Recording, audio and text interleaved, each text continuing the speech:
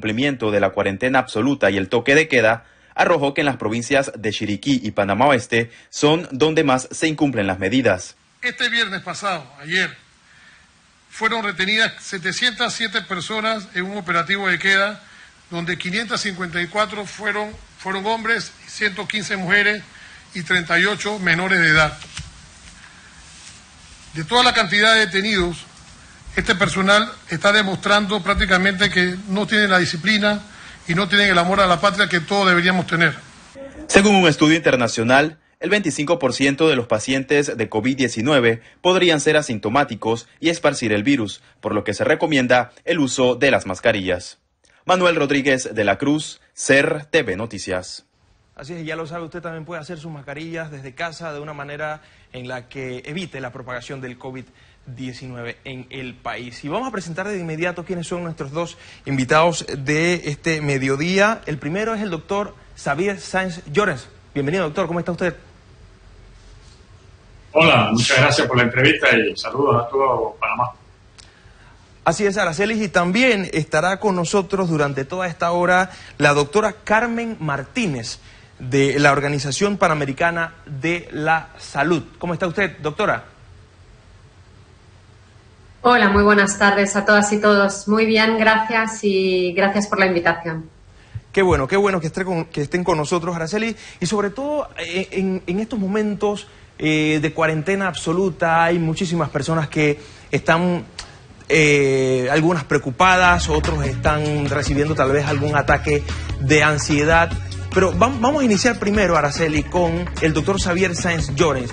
Doctor, desde el punto de vista científico, ¿en qué estado se encuentra Panamá frente al COVID-19? Bueno, como se ha manifestado en previas declaraciones, abril es el mes más peligroso, el mes más delicado del curso de la epidemia, porque en este mes tendremos que valorar si las medidas de cuarentena, todas las otras medidas de mitigación, supresión, están siendo efectivas y cómo están impactando la magnitud y la velocidad de la carga de enfermedad aquí en el país. Así que este mes realmente es de mucha importancia para todo Panamá y para todos los que estamos estudiando esta epidemia, para darnos cuenta realmente si estamos siendo eficaces o si hay que tomar medidas adicionales. Doctor, precisamente hay mucha preocupación en la población porque una de las preguntas más frecuentes en redes sociales es cuándo podríamos llegar a ese pico en nuestro país. Usted hablaba del 15 de abril aproximadamente, pero ¿cómo puede usted mandar ese mensaje a la población para que antes de pensar en este punto tome las medidas preventivas a fin de evitar la propagación de este virus?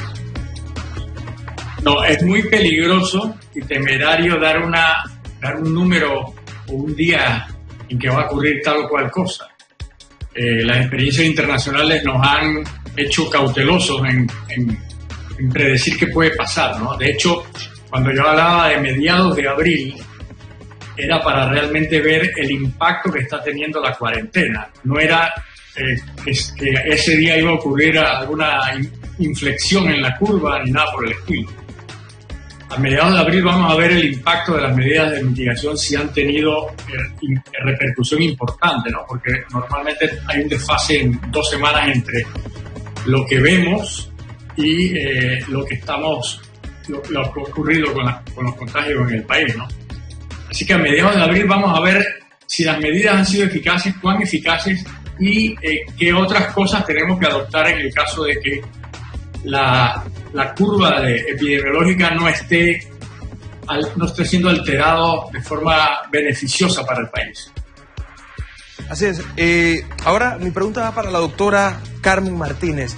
El especial de hoy justamente está enfocado en cómo enfrentar emocionalmente el COVID-19 aquí. Me gustaría saber su opinión sobre ese tema, doctora. Bueno, yo creo que lo primero es que tomemos conciencia de que no estamos hablando de una situación en la que primero le ocurra solo a unos poquitos, ¿verdad? Sino que es una situación generalizada en la que evidentemente hay personas que van a estar más afectadas y que van a tener de alguna manera una situación un poco particular y por lo tanto va a ser más difícil gestionarla, pero realmente nos toca de alguna manera a todas y todos. Y en ese sentido es muy importante darse cuenta de que es normal sentirse preocupado, sentirse estresado, ansioso y de alguna manera con diferentes miedos, ¿verdad? ¿Quién no le tiene miedo a tener el virus? ¿Quién no le tiene de alguna manera miedo a que las personas cercanas, queridas, vayan a tener también el virus y de alguna manera cómo vayan a poder evolucionar, etcétera? Pero también otros miedos que tienen que ver con precisamente esas medidas que han sido necesarias poner en marcha, como pueden ser la cuarentena, ¿verdad? Muchas personas van a tener que estar trabajando desde casa, otras personas van a tener que estar sin tener ninguna posibilidad, estar desempleados, sin tener la posibilidad de tener ingresos económicos, se cortan de alguna manera la manera de relacionarse socialmente y con muchos familiares, amigos, etcétera, y por lo tanto es difícil mantener una vida cotidiana a todos los niveles. Sin embargo, yo creo que vamos a ir hablando poquito a poco de cómo son esas maneras en las que podemos intentar afrontarlo de manera positiva. Como les decía, es normal sentirse con todas estas miedos, incluso sentirse impotente porque no sé muy bien qué hacer o sentirse de alguna manera confundido con la situación. Hay una gran cantidad de información y no siempre la información es la más fiable y bueno, hay toda una serie de recomendaciones en ese sentido que son muy importantes tenerlas en cuenta para mantenerse, igual que física, emocionalmente, lo más saludables posibles. Así es, doctora, existe demasiada incertidumbre en cuanto al COVID-19, pero una pregunta que le quería hacer era relacionada a los niños. ¿Pueden los padres de familia transmitir este temor o esta ansiedad a los pequeños de la casa? Efectivamente. Uno de los elementos principales respecto a cómo podemos enfocarlo con los niños y con las niñas tiene que ver con cómo lo estemos transmitiendo nosotros. Y como decíamos, es normal sentirse angustiado, estresado, preocupado, confundido, etcétera. Hay muchas maneras, triste incluso. Sin embargo, los niños no se quedan por fuera. Los niños evidentemente también tienen sus maneras de estar enfrentándolo y en algunos casos van a sentirse también muy apegados, en otros más bien están como retraídos. Nos parece que los niños tienen unas conductas un tanto raras, ¿verdad? Que a veces parece como que incluso están regresando a otras etapas anteriores que les correspondería, ¿verdad? A su edad. Y todo esto también son reacciones normales porque estamos ante una crisis y los niños reaccionan a su manera y no siempre sabemos cómo atribuir o cómo entender, ¿verdad? Las reacciones, los comportamientos de los niños y las niñas. Y en ese sentido, lo más importante es mostrarles comprensión en primer lugar, ¿no? Y darles la oportunidad de que estén preocupados, igual que nos tenemos que dar la oportunidad nosotros de sentirnos también preocupados, de sentirnos con esos miedos y con esas ansiedades, ¿verdad? Y en ese sentido, el rol que nosotros como adultos estemos jugando con ellos, el cómo nos estemos transmitiendo con ellos, y con ello no quiero decir para nada que tengamos que estar intentando tener una careta, ¿verdad? El intentar ponernos como si no estuviéramos nosotros así, sino más bien al contrario, compartirlo con ellos, pero de una manera lo más sana posible, explicarles. Yo creo que uno de los mensajes que me gustaría claramente transmitirle a toda la población es que con los niños tenemos que estar muy claros en cuanto a darles información. No sirve de nada, es totalmente contraproducente no decirles nada, no explicarles. A veces, claro que tenemos dificultades como adultos para saber cómo estar hablándoles a los niños del virus y de todas las consecuencias, cómo explicarles que se tienen que quedar en casita, igual que nos tenemos que quedar todos y todas. Y en ese sentido hay que buscar algunas estrategias que nos sean útiles, como puede ser eso, explicárselo con sus palabras, explicárselo, intentar hacer un esfuerzo para adaptar la información de lo que sabemos básico sobre el COVID y lo que sabemos sobre las maneras de protegernos, ¿verdad? Y transmitírselas con palabras sencillas, con con de alguna manera una comprensión y un estilo adecuado para ellos. Existen cuentos que se están desarrollando ahora, se están desarrollando diferentes dinámicas. Es importante utilizar las herramientas normales de los niños, el juego, por ejemplo, utilizar la pintura, coger una hoja y dibujar un virus, por ejemplo, y colorearlo conjuntamente, o un cuento y adaptarlo, utilizar los cuentos que ya se están compartiendo y que vamos a seguir compartiendo en redes sociales y demás. Otros elementos que son muy importantes para atender adecuadamente a los niños en esta situación es tener muy clarito las rutinas. Sabemos que el hecho de estar en casa y no poder ir a la escuela, y muchos sí que están haciendo de alguna manera la escuela en casa, y eso también es una sobrecarga y un estrés para los papás y las mamás, pero es muy importante el que sí, intentar seguir unas pautas. No podemos pretender sustituir tampoco a los maestros y las maestras, sino que vamos a intentar hacer lo mínimo para que ellos tengan una vida lo más normal posible. Y como les decía, las rutinas, los horarios es algo muy importante en los niños. Es importante que pensemos en que en la medida de lo posible sean las rutinas los más normales posibles como eran antes, pero muchas hay que adaptarlas a estas circunstancias. Y hay que pensar, y es muy útil, por ejemplo, hacer un calendario y hacerlo, ¿verdad?, en un papel grande y tenerlo a mano y recordarles, sobre todo para los niños más pequeños, pero también para los más mayores que entienden y que, como decíamos, tenemos que compartir con ellos esa información, y fundamental estar escuchándoles, siempre con una actitud muy de escucha, de comprensión y de intentar tranquilizarlos, pero dando la información y adelantándonos en algunas ocasiones a situaciones como hablar de la posibilidad de que algún miembro de la familia también pueda caer enfermo y cuáles serían de alguna manera esos pasos, ¿no? Los niños necesitan, insisto, esa información y necesitan ese espacio también de contención, de tranquilidad, de estar con ellos y de esperar que ellos también van a estar más irritables, más cambiantes de humor fácilmente, van a estar con más dificultades también para afrontarlo, igual que estamos nosotros, pero cada uno a su manera. Sí, doctora, momentáneamente me gustaría preguntarle también al doctor Sáenz Llorens, el panameño es muy dado a automedicarse. Por ejemplo, si una persona siente en estos momentos un síntoma de resfrío, hay muchos que podrían estar comprando en la tienda algún medicamento X. ¿Podría hablarnos y hacer docencia sobre qué diferencia o si hay algunos aspectos que tal vez uno podría identificar y saber que, ¿sabes qué? Esto no es una gripe, o si la recomendación es que todo el que tenga algún síntoma parecido al de la gripe se comunique con la línea 169 y con Rosa? Doctor. Bueno, antes de ello yo creo que es importante reforzar las atinadas palabras de Carmen, porque estamos aprendiendo muchas cosas de esta epidemia, de esta pandemia, y algunas cosas incluso son importantes desde el punto de vista de la familia, ¿no? Por ejemplo, se ha reforzado un poco la unión de la familia. Antes, con los hijos, uno veía los PlayStation, los videojuegos, el celular, y ahora por lo menos se habla un poco más en la casa, ¿no?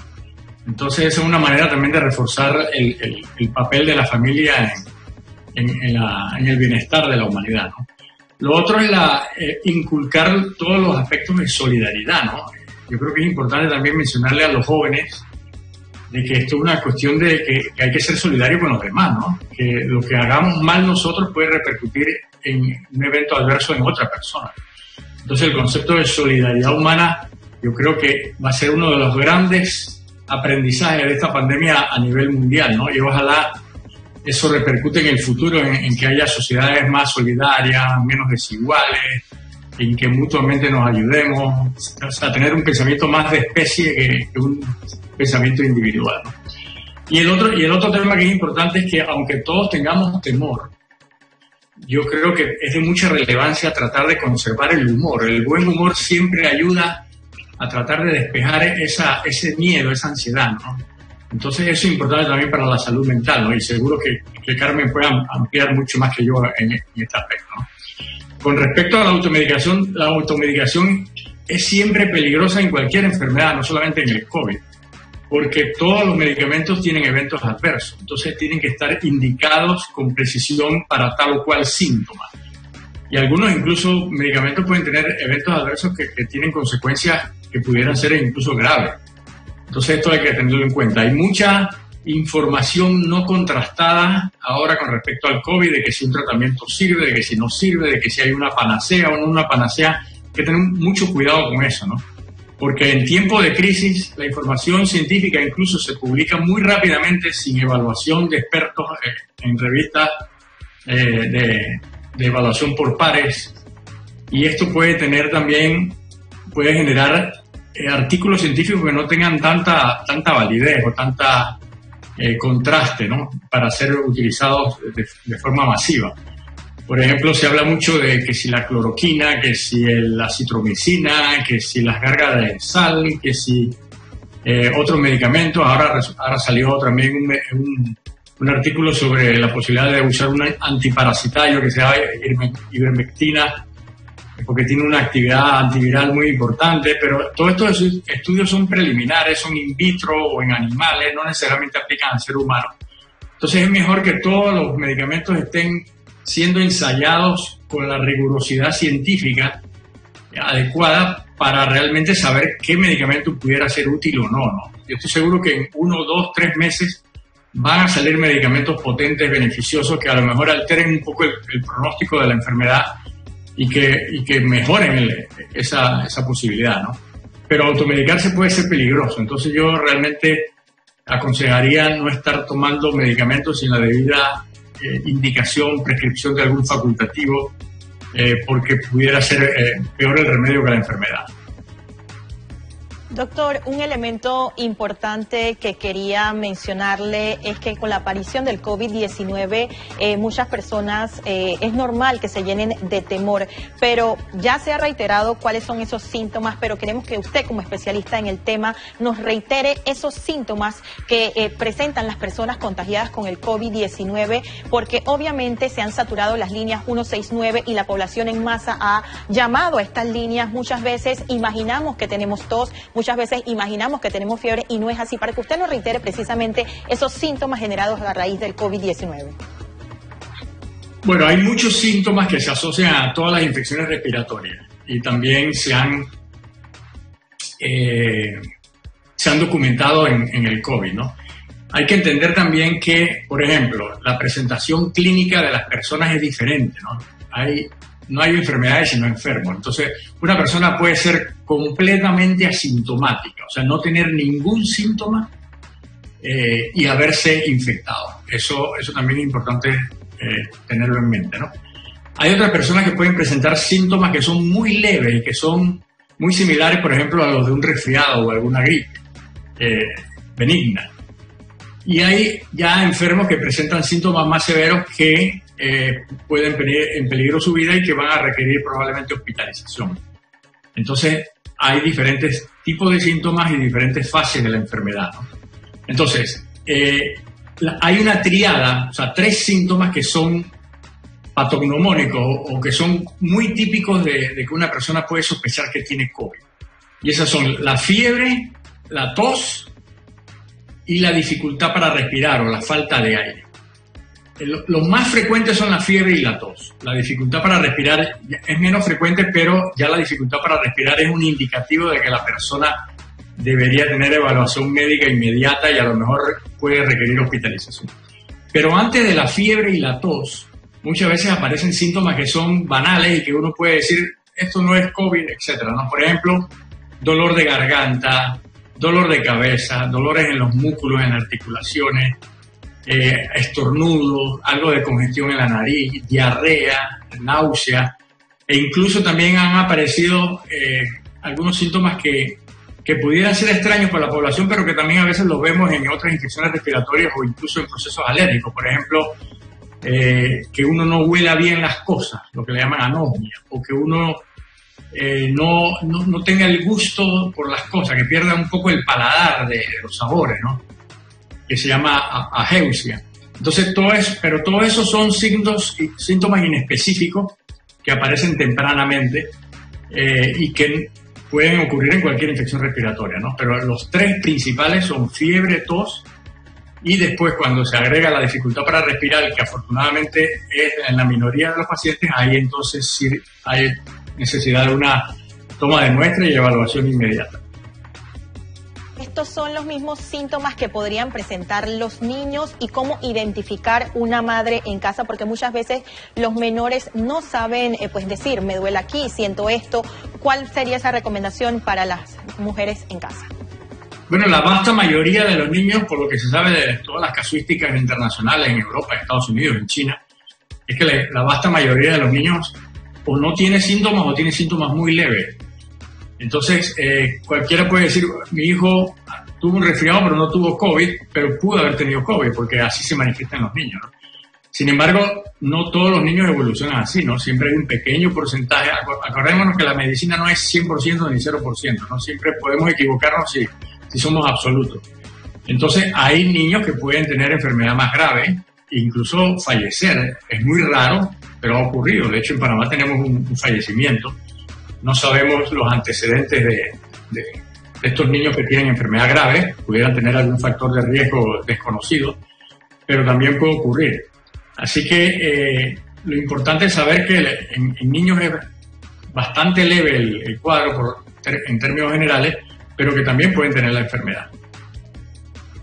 Doctora Carmen, nos escriben por acá con el hashtag Yo Me Informo PMA Delmi. Dice, buenos días, desde el punto de vista psicológico, ¿cuál sería la mejor manera de informar a los niños en edades tempranas sobre el por qué se debe quedar en casa y los cuidados que se debe tener a causa del coronavirus?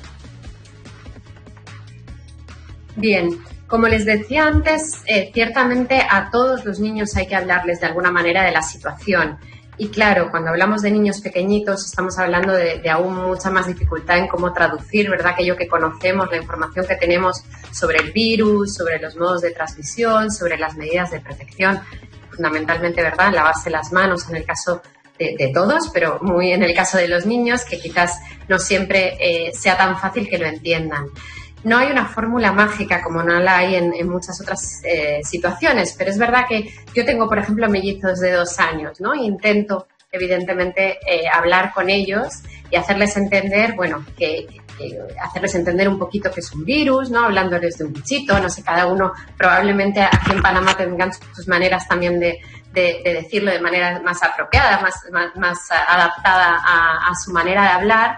Y intentamos un poquito que lo entiendan, como les decía, pueden estar jugando, por ejemplo, coloreando, etcétera, y intentar explicar lo que pasa con ese virus y lo que está haciendo que, como muchas personas se están poniendo enfermas, ¿verdad?, hay que quedarse en casa y entonces poner ejemplos. ¿Sabes? Este primito, esta amiga, los otros niños de la escuela, etcétera, o los amiguitos que aunque no sean aunque no vayan a la escuela, etcétera, que cada uno está en su casa, ¿no? El sentir también que los demás niños están en la misma situación. En ese sentido, igual que con los adultos, tenemos la gran suerte de hoy en día contar con tecnología, con teléfono, con llamadas virtuales, con diferentes medios que posibilitan, ¿no?, que siga habiendo ese contacto. Los niños, por su desarrollo, es fundamental que estén en contacto, ¿verdad?, con otros niños. Y en esta situación tienen muchísimo más limitados, una cuestión de distanciamiento físico y social en el que muchos van a estar muy solitos en ese sentido, y al menos tener esos espacios, por ejemplo, para estar viendo y hablando con otros niños es muy recomendable. Intentar buscar, siempre, repetir todas las veces que haga falta, pero ojalá con mucha creatividad, y es verdad que no siempre la tenemos, pero es importante hablarles con naturalidad e intentar explicar las bases de que hay un virus, de qué es lo que está pasando con el virus, de cómo se está enfermando la población y que eso está haciendo que estemos todos encerraditos, pero que gracias a eso, si todo vaya bien, podamos en una temporada lo más corta posible volver a la normalidad, volver a salir a la calle, volver a estar en las actividades de la vida cotidiana. Entonces, bueno, es utilizar de nuevo herramientas que sean útiles para ellos, como el juego en general. Se puede jugar también a que una persona de la familia tiene el virus, qué es lo que pasa, o mejor aún, ejercicios también de juegos en los que estemos hablando también de cómo podemos hacer para protegernos, el crear, por ejemplo, pequeñas rimas, pequeñas canciones para lavarse las manos, para que se acostumbren también a estar ayudando en las actividades de la casa de limpieza, ¿verdad?, de desinfección, que formen parte, que se sientan realmente parte de todo esto que está ocurriendo, igual que lo podemos hacer en otras situaciones más normalizadas, digamos, de nuestra vida cotidiana, muy importante que también formen parte y que estemos adaptando de alguna manera esos mensajes y esas formas también de transmitirse, lo que no es lo mismo que una conversación, ¿verdad?, con un adulto, adaptándolo a su manera y adaptándolo a sus recursos, pero haciéndoles eso, partícipes tanto de la información como de los elementos más de protección como tal. Y en ese sentido también quería comentar acerca de la preocupación que tenemos también por exceso. Yo hablo de información, ¿verdad?, a los niños, pero con eso no estoy diciendo que tengamos que estar, y esto vale para adultos, pero muy especialmente para los niños, vale para todos.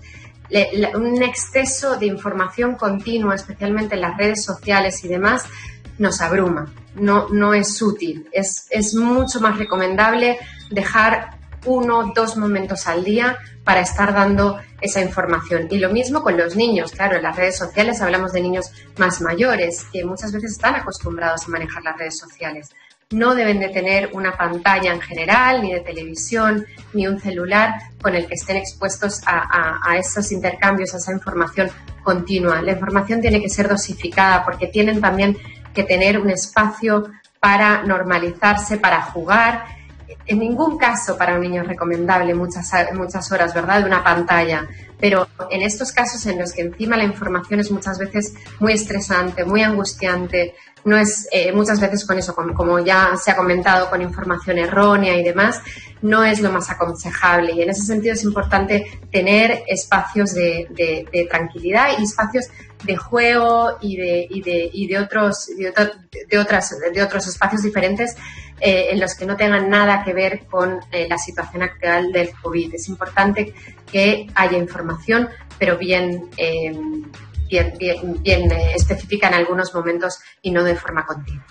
Agregar a lo que usted aporta, doctora, que las personas deben seguir las cuentas oficiales, en este caso @MinsaPMA. Es muy importante en estos momentos donde existe tanto estrés y tanto miedo por parte de la población. Doctora, otra pregunta que me llega utilizando el hashtag YoMeInformoPMA es ¿qué recomiendan aquellas madres de niños con autismo? Si bien es cierto, ya las autoridades de salud establecieron un horario, creo que es de 3 a 4 de la tarde, para que puedan darle un poquito de espacio a estos jóvenes. Pero, ¿qué recomienda usted para el tratamiento en casa, tomando en cuenta la cuarentena absoluta?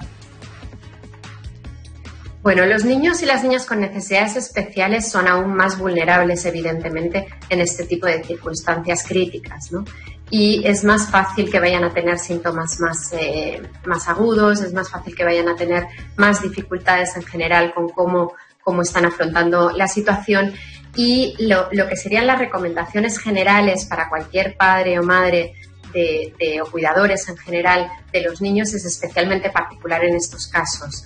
Adecuar la información que les damos en la medida en la que, claro, de todo dependerá de los grados también de la situación del niño o de la niña, pero es importante lo mismo que estábamos diciendo, el que puedan contar con información básica de por qué no están saliendo de casa, que puedan entender por qué estamos todos encerrados, por qué nadie sale, por qué nadie está haciendo las actividades normales de la vida cotidiana y ese aspecto de comprensión, de dar tranquilidad, de dar mucho amor, mucho cariño y estar realmente muy cercanos a estos niños es especialmente importante. Muy claro el hecho de que los niños con necesidades especiales que están siguiendo un tratamiento tienen que seguir con sus tratamientos. Es decir, cada vez más, como ustedes saben, se están virtualizando de alguna manera todas las atenciones médicas, ¿verdad?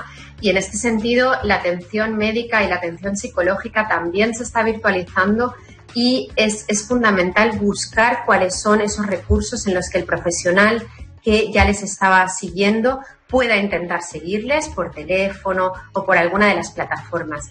Las plataformas que, como muy bien conocen en Panamá, el número 169, incluso la plataforma Rosa, tienen mecanismos ya en los que se está integrando toda la parte de la atención en salud mental. Es fundamental que cuando tengan dudas, si no han podido contactar directamente a su profesional de siempre, contacten también con estos servicios que les van a derivar a los profesionales adecuados que les van a estar orientando de manera más específica. Claro que podemos hacer muchas cosas en cuanto a cuidarnos nosotros mismos, cuidar a nuestros niños, ¿verdad? Pero hay momentos, y sobre todo en personas, en general en adultos, pero muy particular en niños que tienen necesidades especiales como el autismo, es importante contar con esa ayuda profesional y puede ser realmente un gran descanso el poder ayudar a hablar con el profesional y escuchar esos mensajes más específicos para ese grupo de niños. Qué bueno poder hacer docencia en esta edición especial de Yo Me Informo PMA. Y también le quiero preguntar al doctor Sainz-Llorens, ¿qué se sabe del efecto del COVID-19 en mujeres embarazadas y en neonatos o niños, doctor? ¿Qué podríamos decirle a las personas que podrían estar preguntando esto con el hashtag Yo Me Informo PMA?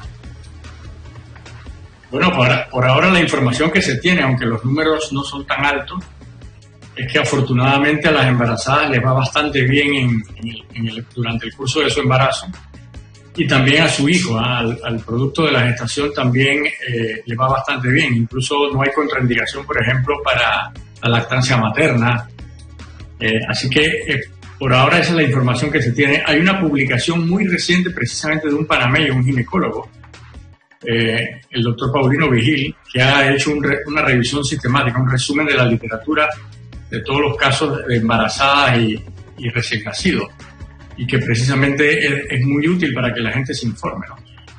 Aunque la información es halagüeña en cierto sentido, siempre de todos modos hay que tener cuidado porque son números bajos y siempre puede haber algún caso que no evolucione de la forma satisfactoria como han evolucionado los demás, ¿no?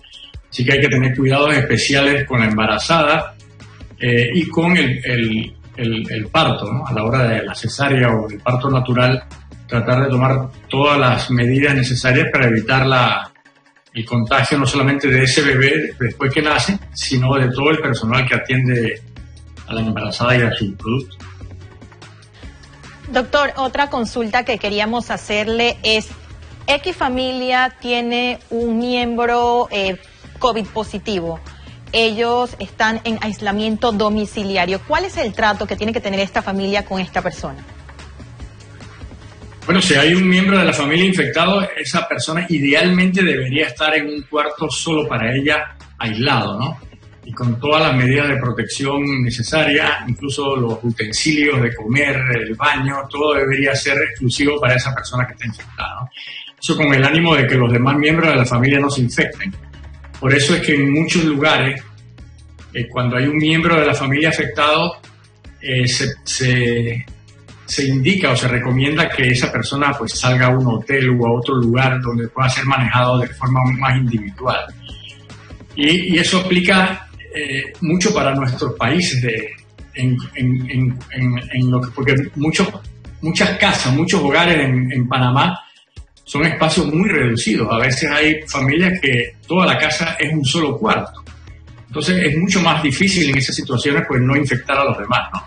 Entonces por eso es que es importante pues todas las estrategias que se han ido desarrollando en hoteles, en otros lugares, para tratar un poco de impedir la infección dentro de la familia, ¿no?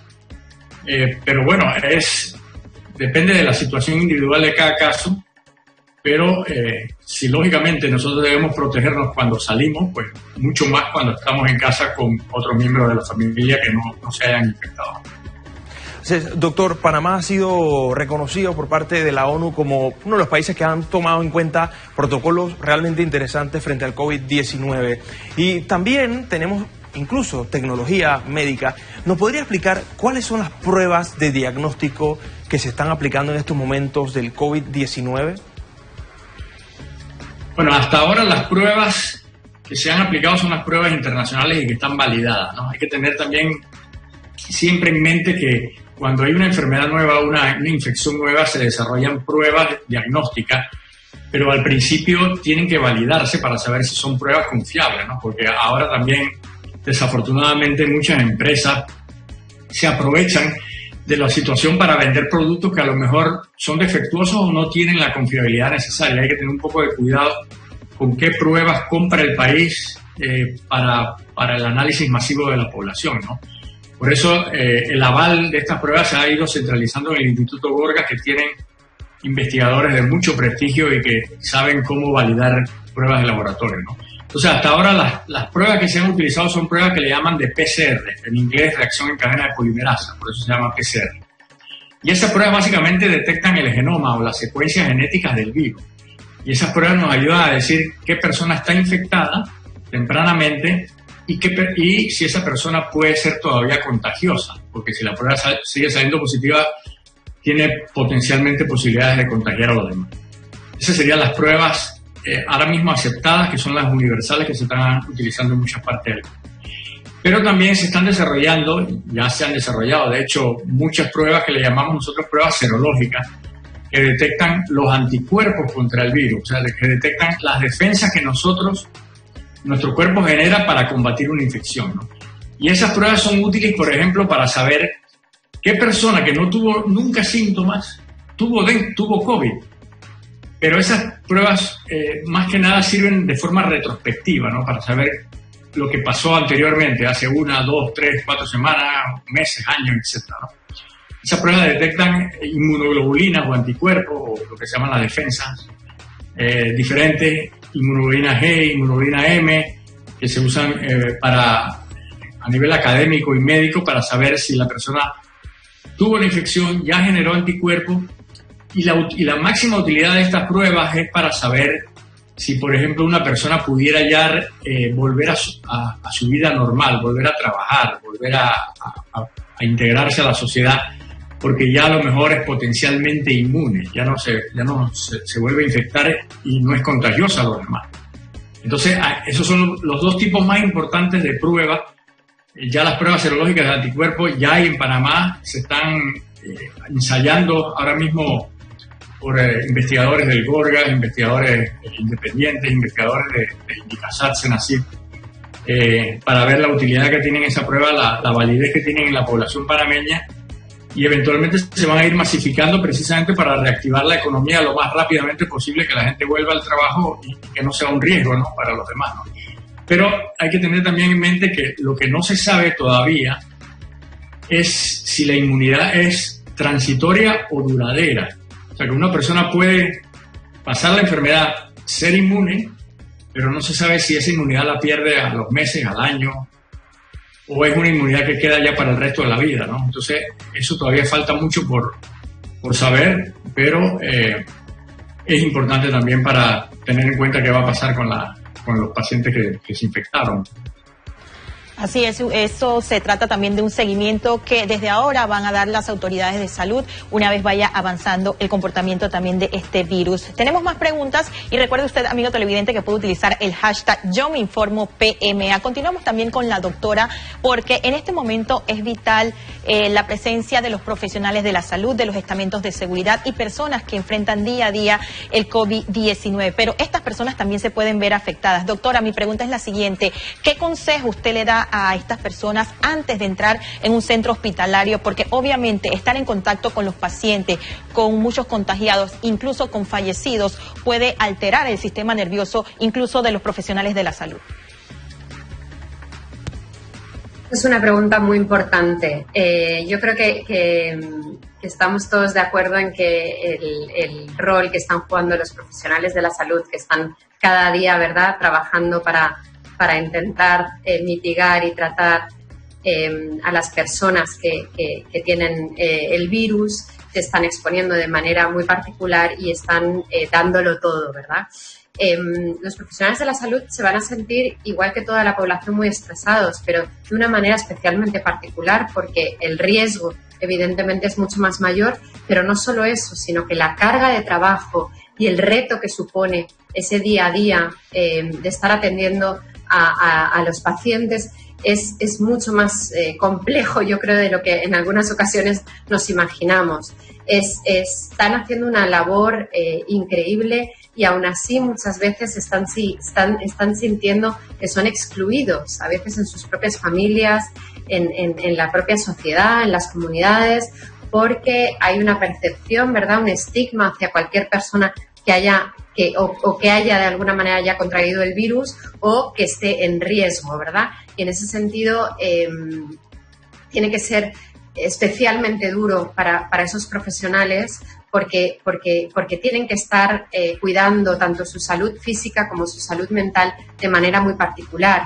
Y yo creo que recomendaciones generales para toda la población, como el mantener una vida saludable, ¿verdad? ¿Y a qué nos referimos con una vida saludable? Pues nos referimos a una dieta, ¿verdad?, que sea equilibrada, nos referimos a mantener unos patrones de sueño, de descanso, que sean importantes y que sabemos que en el caso de los profesionales de la salud es muy difícil porque muchas veces están expuestos a muchas horas de trabajo, a largas jornadas, y lo hace más difícil, ¿no?, el que puedan mantener ese mínimo de seguir manteniendo el contacto con sus familiares, muchas veces no físicamente, muchas veces no van a poder llegar a sus casas o no van a poder estar directamente viendo físicamente, ¿verdad?, a sus seres más queridos, pero de alguna manera sí que es fundamental el utilizar el teléfono, el utilizar el correo electrónico, el utilizar las diferentes vías, ¿verdad?, virtuales, etcétera, para mantener el contacto. Muchas veces en estas circunstancias, cuando uno está muy sobrepasado, como le puede pasar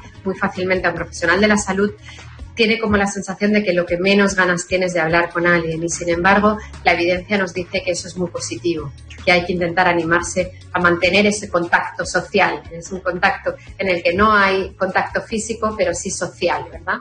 Y en este sentido es muy importante el animar a que sigan en contacto con su familia y demás, pero también con colegas, que nos olvidamos que están pasando por situaciones muy parecidas, y ese rato de poder compartir, aunque solo sea para escucharse mutuamente y poder desahogarse, es una herramienta que puede ser muy útil y que puede de alguna manera hacer que se siga. Otro elemento importante relacionado con la vida saludable es, bueno, las rutinas, dentro de que muchas veces los turnos no posibilitan, pero en la medida de lo posible, como decía, el descanso, pero también un mínimo de rutinas que le permitan también hacer alguna actividad que sea agradable, que sea ojalá relajante, y utilizar, que esto es algo que nos ocurre muy a menudo en las crisis en general, en las situaciones difíciles de la vida, nos olvidamos de esa caja de herramientas, de esa mochila de recursos que tenemos y que son muy útiles,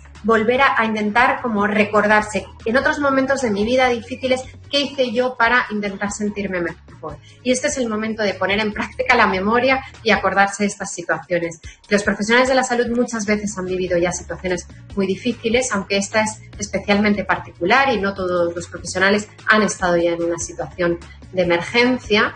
Y es recomendable al menos que busquen aquellos recursos que sí que les han servido en otras ocasiones, y reitero la importancia de mantener el contacto con las personas cercanas. Así es, doctora, y sobre todo quizás sea muy pronto para evaluar esto, y hay seguramente marcas emocionales que podrían quedar después de haber pasado la crisis del COVID-19 a nivel mundial. Quizás el elemento de lavarse más las manos, el elemento de mantener la distancia social, el elemento de no saludarnos tan cercanamente como somos los latinos. Desde su perspectiva, ¿usted considera que habrá un antes y un después? Bueno, yo creo que claro que esto nos va a marcar de una manera o de otra a todos. Yo creo que esto evidentemente es una situación sin precedentes que va probablemente a marcar, pero yo creo que va a marcar y sinceramente creo que hay que buscarle también esa parte de oportunidad, esa parte positiva. Yo creo que por una parte el pensar que estrategias como tan básicas como el lavado frecuente de manos es algo que ojalá nos quede para el futuro, ¿verdad? Yo creo que lo estamos aprendiendo todos de manera muy regular y creo que va a ser uno de esos comportamientos sanos que nos vamos a quedar con ellos, y esto, como sabemos, nos va a prevenir de muchas enfermedades. Así que ese tipo de aprendizajes para el futuro que nos vaya a cambiar, creo que hay que verlos como positivo. Otros, yo creo que hay que pensar en también esa manera de reinventarse en cuanto a la manera de relacionarnos, ¿no? El estar en casa y que lo vemos como algo tan aburrido muchas veces, tan difícil, y como nos decía también el doctor Sáez Llorens anteriormente, también es un momento para estar en familia y hablarse más de lo que normalmente tenemos tiempo para hacer, ¿verdad? Es un momento en el que tenemos que aprovechar también para hacer todas aquellas cosas que nunca tenemos tiempo y que siempre decimos ojalá tuviera un poco más de tiempo en casa. Hay que aprovecharlas y el número uno, aprovecharse de los propios personas, de los que tengan la oportunidad de estar con otras personas en su familia, ¿verdad? Es en ese sentido mucho más difícil aún para las personas que tienen que estar solas en su casa, ¿no? Pero en cuanto a al impacto que pueda tener a posterior, lo que nos dice también la experiencia, la evidencia, es que las crisis, claro que nos hacen de algo, que nos marcan de una manera o de otra. Pero en ese sentido yo querría recordar un concepto que algunos conocen, que es el de resiliencia, que es el haber aprendido a partir de esas situaciones de la vida a precisamente reaccionar de mejor manera, el tener más recursos. Yo creo que nos tiene que servir también para tener más recursos para el futuro. Recursos pensando en lo que viene después, ojalá en la vida cotidiana normal, y pensando en otros posibles momentos en los que haya dificultades, ¿verdad? Y haya que poner en marcha algunas de las indicaciones que ahora mismo tenemos y que tenemos que estar respetando, ¿no? Yo creo que la responsabilidad en este sentido nos puede servir también para acordarnos de las experiencias de solidaridad, de las experiencias positivas que en estos momentos estamos viendo y que deberíamos de estar compartiéndolas cada vez más, y acordarnos que realmente están habiendo gestos muy positivos de apoyo mutuo. Acordémonos de las personas que más solas están y que necesitan también nuestro apoyo, una llamada, un acercamiento, un preguntar cómo están las otras personas, el organizarse de alguna manera en las propias comunidades. Creo que es uno de los elementos importantes para el ahora, pero también para el futuro, para el estar pensando en que una vez que pase todo esto, cómo habrá cambiado la sociedad. Doctora Martínez, tenemos más preguntas utilizando el hashtag Yo Me Informo PMA, y Kikito924 nos pregunta lo siguiente: me gustaría saber aquellas personas con parejas que no viven juntas, cómo pueden manejar de manera emocional el no verse durante este periodo de cuarentena. Y yo quiero agregar algo más a esta pregunta: ¿cómo hacen los padres que están separados en este momento, sobre todo con los hijos, cómo ellos pueden entender esta situación? Bueno, yo creo que es una pregunta también muy importante. Evidentemente es mucho más difícil, como decíamos anteriormente, las personas que no pueden estar físicamente cercanas a los seres más queridos, a sus propios familiares o a su novio o a su pareja, ¿verdad?, con el que no pueden estar en estos momentos en la misma casa. Es fundamental mantener el contacto y, como decíamos, a veces lo que nos pasa en estas situaciones es que no tenemos casi ni ganas de hablar con nadie, no queremos estar disponibles, nos mantenemos como distantes, y sin embargo es el momento para hacer ese esfuerzo. Y aunque haya momentos en los que nos pueda incomodar, la mayor parte de las veces cuando hacemos ese esfuerzo nos va a ser positivo. Claro que es muy duro no tener a esa persona tan querida cerca, y en el caso de los niños que no puedan estar con sus padres directamente, claro que es algo muy duro. El consejo más importante es mantengan el contacto a distancia. Y esto va también para las personas, por ejemplo, que tienen que estar hospitalizadas y que sabemos que tienen muchas dificultades para tener el contacto. A veces son los propios profesionales de la salud quienes están haciendo ese contacto porque las personas no pueden hacerlo directamente. Y los profesionales de la salud están sobresaturados, lo sabemos, pero es un gesto magnífico el que están haciendo en muchos casos, en la medida de sus posibilidades, para poder acercar, ¿verdad?, a las familias, acercar esa posibilidad de al menos tener algo de noticias, y ojalá si pueden al menos escuchar la voz, ¿verdad?, mutuamente.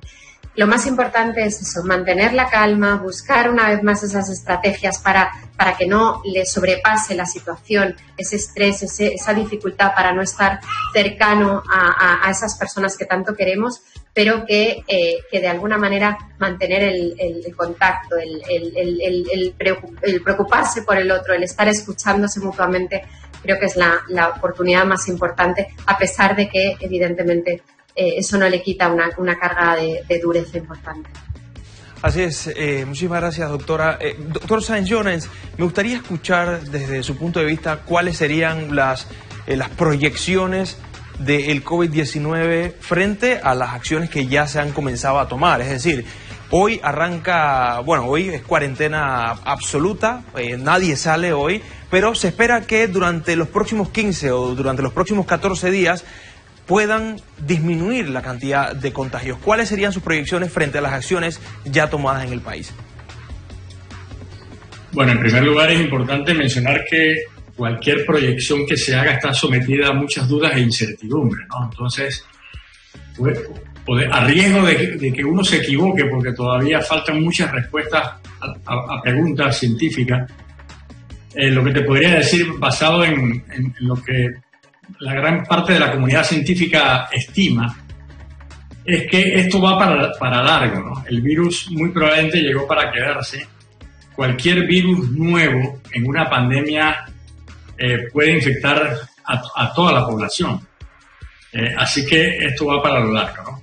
Eso en primer lugar. En segundo lugar, es muy probable que a corto plazo, cuando digo a corto plazo, hablamos de pocos meses, nosotros podamos tener tratamientos más efectivos que mejoren el pronóstico, ¿no? Y eso hará que la enfermedad sea tratable y mucho más manejable, con menos posibilidad de gravedad, ¿no? Eso lo esperamos todos en la comunidad científica, aunque somos cautelosos, ¿no? Este es un optimismo que tiene que ser cauteloso porque no es fácil a veces en ciencia predecir qué va a ocurrir, ¿no? Lo otro es que para el próximo año seguramente el virus estará circulando y a lo mejor se integra al repertorio de virus que causan infección respiratoria todos los años. Entonces, lo más seguro es que vayamos a necesitar vacunas efectivas precisamente para inmunizar a la población y que las personas estén protegidas por la herramienta preventiva más eficaz que se conoce en el mundo, que es la vacunación. Eso sería como las proyecciones a futuro, ¿no? En cuanto a las proyecciones de las medidas de cuarentena, de mitigación, supresión que estamos realizando en Panamá, la experiencia de otros países nos indican de que muchos países han adoptado periodos de cuarentena de entre 3 semanas, incluso hasta 2 meses, hasta 8 semanas, ¿no? En el caso de la provincia de Hubei y Chile. Pero que después, cuando uno afloja las medidas estas rigurosas, pueden darse repuntes de la enfermedad en el tiempo, ¿no? Porque el virus sigue por ahí circulando y el virus es nuevamente importado por viajes, etcétera, ¿no? Así que las medidas no pueden ser flexibilizadas de golpe. Tienen que ser a lo mejor medidas que aprieten, aflojen de forma intermitente según la progresión de la enfermedad y el número de casos que se está presentando. Así que todos esperamos que para mayo, ojalá, si la cuarentena en Panamá es eficaz, y en abril, a finales de abril, podamos estar viendo alguna esperanza de que ya la curva no solamente se ha aplanado, sino que pudiéramos estar en la pendiente descendiente ya en el número de casos nuevos. Es posible que para mayo nosotros podamos ver un relajamiento un poco de las medidas de cuarentena, empieza a haber una flexibilización, a lo mejor todavía no total, sino con toques de queda, con algo de restricción de la movilidad.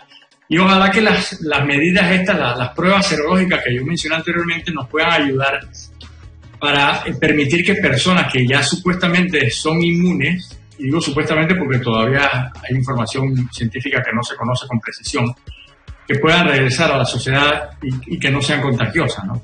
Para que se reactive la economía, ¿no? Porque recordémonos que en Panamá la informalidad laboral es extraordinaria, entonces no es fácil tener un impacto no solamente económico, sino social demasiado riguroso, porque esto afectaría también el hambre y el bienestar de las personas, ¿no? Entonces, todo esto tiene que ser evaluado en su conjunto, ponerlo en el equilibrio, que es lo más importante en un momento determinado. Lógicamente, el imperativo ético más importante a mi juicio es salvar vidas. Y después de salvar vidas, entonces tenemos que evaluar cómo hacemos que haya flexibilización en el impacto económico y social para que la máxima cantidad de personas puedan sobrellevar esto de la mejor manera posible. Muchas gracias, doctor Xavier Sanyoren, quien nos ha acompañado precisamente durante esta hora de Yo Me Informo PMA. Ahora establecemos nuevamente el contacto con la doctora Carmen Martínez para que nos dé ese mensaje final a toda la población. Adelante, doctora. Bueno, yo creo que lo que me gustaría transmitir es que, como hemos comentado, hay muchas reacciones que son totalmente normales, como pueden ser el miedo, la preocupación, el sentirse especialmente triste, como con signos que tienen que ver más con la depresión, ¿verdad? Y en algunos casos con una gestión complicada, ¿verdad?, del control de nuestras propias emociones. Y en ese sentido pueden haber situaciones de conflicto, de violencia, que no hemos comentado anteriormente en la familia. Es importante estar atentos y estar buscando una manera de atender a esas necesidades y de pedir apoyo profesional cuando sea necesario. Hay muchas acciones que se pueden llevar a cabo en casa para poder estar afrontándolo de buena manera, como es una vida saludable, una dieta que sea bien equilibrada, ¿verdad? El hacer algo de ejercicio físico en la propia casa. Hay muchas modalidades hoy en día para tener tablas de ejercicio, para tener diferentes posibilidades para que en una misma habitación uno pueda estar haciendo algo de ejercicio, mantener las rutinas, muy importante para los niños, hablar de lo que está sucediendo con los niños y en general estar bien informado. Y en ese sentido las fuentes de información fiables son las del Ministerio de Salud, también de la Organización Panamericana de la Salud y la Organización Mundial de la Salud. Y es importante estar bien informado, actualizado, pero al mismo tiempo dar momentos específicos, darse esos momentos específicos para esas informaciones y no estar pendiente todo el tiempo de las redes sociales, etcétera. Es muy importante mantener el contacto, ese contacto no físico, sino virtual con las personas que no están en la propia casa, ¿verdad? El estar manteniéndose y preguntar acerca de los otros, tener esos gestos de solidaridad, de apoyo mutuo, cuidarse a uno mismo y cuidar también a los demás, pensar en quién en estos momentos no está teniendo apoyo y cómo puedo hacer la diferencia también en ese sentido, ¿no? Creo que es importante además de darse cuenta de estas reacciones que podemos tener y que hay que estar cuidándolas especialmente y viendo cómo yo mismo puedo estar haciendo para atenderlas y cómo puedo estar atendiendo también las necesidades de los niños, de los adultos mayores, que pueden tener necesidades, ¿verdad?, muy particulares, pero el también estar pendientes de las demás personas que nos pueden necesitar. Y en los momentos en los que nos sentimos desbordados, acudir a un profesional de la salud, igual que en otros momentos, pero especialmente en estos. Para eso existen diferentes servicios, como dentro de la propia línea del 169 o en la plataforma Rosa, que pueden acceder a diferentes servicios. Se ha organizado una red intersectorial de salud mental en Panamá y hay muchas organizaciones implicadas más allá del sector salud. También está implicado Meduca, Mides, CENIAF, el ENSAM, el Colegio de Psicólogos, la Sociedad de Psiquiatría, etcétera, etcétera. Y hay numerosas acciones que se están cada vez coordinando mejor. Hay ayuda profesional disponible. Hay también que tener en cuenta que las personas que ya tenían una condición de salud mental previa, en estos momentos muy especialmente requieren una continuidad de su tratamiento. Busquen la manera de contactar a los profesionales de la salud para mantener ese tratamiento también. Busquen información fiable, como bien les decía, y sobre todo cuídense mucho y cuiden de los demás. Gracias. Muchas gracias. Muchas gracias, doctora. Hablaba la doctora Carmen Martínez, ella es representante de la OPS en Panamá y Betseray. De esta manera concluye este informe de Yo Me Informo PMA en el día de hoy. Protégete, Panamá, quédate en casa. Así es, Araceli, y sobre todo reiterar los números. Si usted siente que tiene algún síntoma de COVID-19, 169, y nos envían por acá que la línea 147 es específicamente para atención psicológica, así que si usted tiene una situación, usted puede contactar a este número y los expertos los van a estar atendiendo. Araceli, también recordémosle a la ciudadanía, envíen su mensaje o su pregunta para las autoridades con el hashtag Yo Me Informo PMA a las redes del MINSA PMA y por supuesto en la conferencia de hoy de la tarde o en la conferencia de todos los días a las 6 de la tarde, le estarán respondiendo y las que no, aquí en SER TV de lunes a viernes a las 8 de la mañana. Bueno, excelente tarde. Hasta mañana. Chao.